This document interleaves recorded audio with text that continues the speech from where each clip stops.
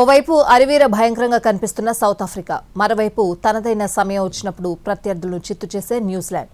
ఇరు జట్ల మధ్య హోరాహోరీ మ్యాచ్కు రంగం సిద్ధమైంది. గెలిచి ఫైనల్ బెర్త్ పట్టేయాలని ఇరు జట్లు పక్కా ప్లాన్తో బరిలోకి దిగుతున్నాయి. ఇరు జట్ల బలాబలాలను ఒకసారి పరిశీలిద్దాం. క్రికెట్ అభిమానులు ఎప్పుడెప్పుడా అని ఎదురు చూస్తున్న టీ20 ప్రపంచ కప్ సెమీఫైనల్ సమరం మరికొన్ని గంటల్లో మొదలు కానుంది. కోల్కతాలోని చారిత్రాత్మక ఈడెన్ గార్డెన్స్ వేదికగా సౌత్ ఆఫ్రికా, న్యూజిలాండ్ జట్లు మొదటి సెమీఫైనల్లో తలపడనున్నాయి. టీ20 వరల్డ్ కప్ చరిత్రలో కివీస్ వర్సెస్ ప్రొటీస్ మధ్య ఉన్న రికార్డులు చూస్తే ఎవరికైనా ఫ్యూజులు ఎగిరిపోవాల్సిందే.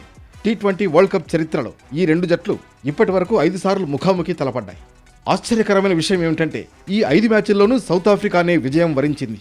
ఒక్కసారి కూడా న్యూజిలాండ్ గెలవలేకపోయింది. ఈ సెమీఫైనల్లో గెలవాలంటే న్యూజిలాండ్ కేవలం సౌత్ ఆఫ్రికాతోనే కాదు, ఆ భయంకరమైన చరిత్రతో కూడా పోరాడాల్సి ఉంటుంది.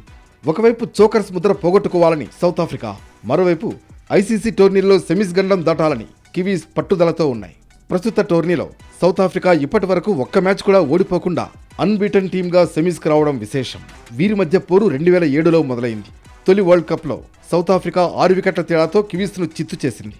ఆ తర్వాత 2009లో జరిగిన మ్యాచ్లో కేవలం 1 పరుగు తేడాతో, 2010లో 13 పరుగుల తేడాతో, 2014లో కేవలం 2 పరుగుల తేడాతో సౌత్ ఆఫ్రికా ఉత్కంఠభరిత విజయాలను అందుకుంది. ఇక ప్రస్తుత 2026 వరల్డ్ కప్ గ్రూప్ దశలో తలపడినప్పుడు కూడా 7 వికెట్ల తేడాతో ప్రొటీస్ జట్టు ఈజీగా గెలిచేసింది. దీన్ని బట్టి చూస్తే న్యూజిలాండ్పై సౌత్ ఆఫ్రికాకు ఉన్న ఆధిపత్యం ఏపాటిదో అర్థం చేసుకోవచ్చు. అయితే ఈ సెమీఫైనల్ పోరులో న్యూజిలాండ్ను తక్కువ అంచనా వేయలేం. ఒత్తిడిని జయించి చరిత్రను తిరగరాయాలని ఆ జట్టు భావిస్తోంది. మరోవైపు మార్క్రమ్ సారథ్యంలోని సౌత్ ఆఫ్రికా జట్టు అత్యుత్తమ ఫామ్లో ఉంది. ముఖ్యంగా వారి బౌలింగ్ విభాగం ప్రత్యర్థి బ్యాటర్లను వణికిస్తోంది. ఈడెన్ గార్డెన్స్ పిచ్ స్పిన్నర్లకు అనుకూలిస్తుందన్న ప్రచారం సందర్భంగా ఇరు జట్ల స్పిన్ వ్యూహాలు ఎలా ఉండబోతున్నాయనేది ఆసక్తికరంగా మారింది. ఈ పోరులో కివీస్ పగ తీర్చుకుంటుందా, లేక సౌత్ ఆఫ్రికా తన జైత్రయాత్రను కొనసాగిస్తుందా అనేది వేచి చూడాలి.